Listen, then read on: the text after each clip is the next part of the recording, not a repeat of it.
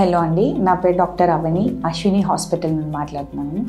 ఈరోజు మనం pregnancy conceive అవ్వడానికి ముందు తీసుకోవాల్సిన జాగ్రత్తల గురించి మాట్లాడుకుందాము. మినిమం ఒక 3 months ముందు నుండి కన్సీవ్ అవ్వడం కోసం మనము రెగ్యులర్గా ఎక్సర్సైజ్ చేయడం కానీ లేదా మన ఐడియల్ వెయిట్కి రావడానికి ట్రై చేయాలి. సో ఐడియల్ వెయిట్ అనేది ఏంటి అని అంటే దాన్ని BMI బాడీ మాస్ ఇండెక్స్తోని మెజర్ చేస్తారనమాట.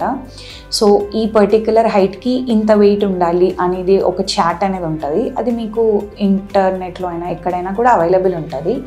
సో మీ హైట్కి తగ్గట్టు వెయిట్ ఖచ్చితంగా ఉండేలాగా ఫస్ట్ ప్లాన్ చేసుకోవాలి. అది ఫస్ట్ థింగ్. నెక్స్ట్ 3 months ముందు నుండే ప్రెగ్నెన్సీ అనేది మన బాడీ మీద ఒక చాలా పెద్ద బరువు కాబట్టి ఒక మల్టీవిటమిన్ ట్యాబ్లెట్ తీసుకోవడం స్టార్ట్ చేయాలి. దాంతోపాటు ఫోలిక్ యాసిడ్ ట్యాబ్లెట్ కూడా కన్సంప్షన్ అనేది స్టార్ట్ చేయాలి. ఇది 3 months ముందు నుండే స్టార్ట్ చేస్తూ ఉండాలి. ఫోలిక్ యాసిడ్ అనేది 400 micrograms డోసేజ్లో తీసుకోవాల్సి ఉంటుంది. ఒకవేళ కనుక మీకు ముందు ప్రెగ్నెన్సీలో బేబీ సరిగ్గా ఫామ్ అవ్వకపోవడం కానీ లేకపోతే అబార్షన్స్ కానీ ఇట్లాంటివి అయ్యాయి అని అంటే ఫోలిక్ యాసిడ్ డోస్ ఇంక్రీజ్ చేసి తీసుకోవాల్సిన అవసరం పడుతుంది. ఇంకొకటి రెగ్యులర్లీ ఎక్సర్సైజ్ చేయాల్సిన అవసరం ఖచ్చితంగా ఉంటుంది. Daily at least 30 minutes of exercise so that మీరు బాడీ యాక్టివ్గా ఉండేలా చూసుకోవాల్సి ఉంటుంది.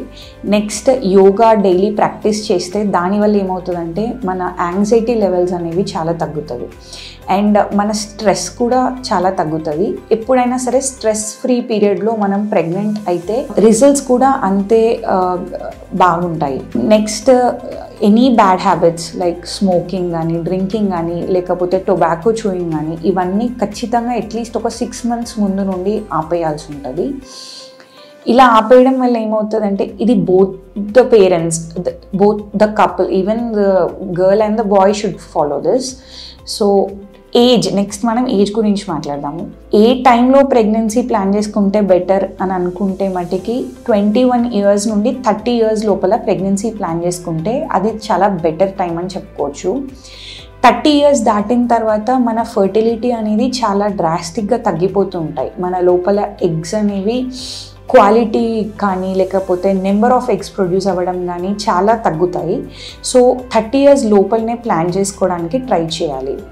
మరి ఒక బేబీకి ఇంకో బేబీకి గ్యాప్ అనుకుంటే మాత్రం అట్లీస్ట్ ఒక డెలివరీ తర్వాత మినిమమ్ ఆఫ్ 18 months గ్యాప్ అయితే మెయింటైన్ చేయాలి. 2 to 4 years ఐడియల్ గ్యాప్ లాగా తీసుకుంటాము 2 pregnancies మధ్యలో.